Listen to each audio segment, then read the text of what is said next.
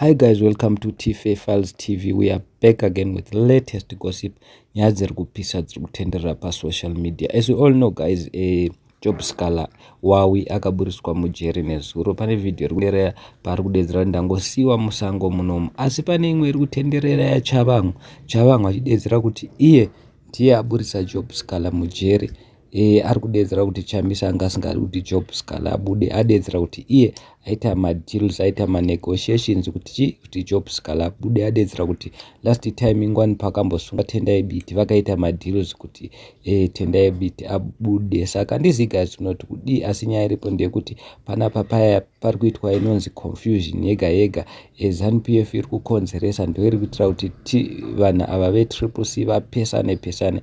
Musakangana kuti pakangoresigna chamisa ene zvavo kunzi Job Sikhala abuda mujeri. Munongoona hapana coincidence yakadaro, chitsotsi chagara chiri kuitwa.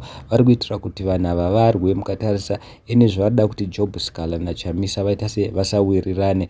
Ndosekera muchiona Chabangu agara akauya akakonzeresa, ndiye akakonzeresa kuti chamisa abude mubato rake. Saka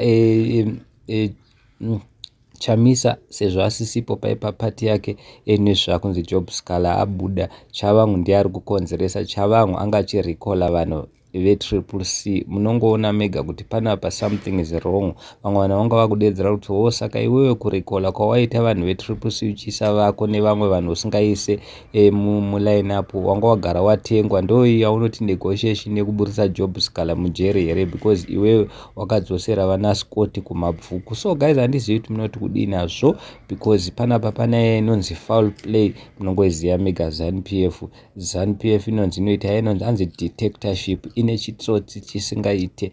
Munongoona mega kuti confusion after confusion. Vana Mutswangwa vaidedzera kuti chamisa akada kuvhura pati anosungwa akadya mafanzi.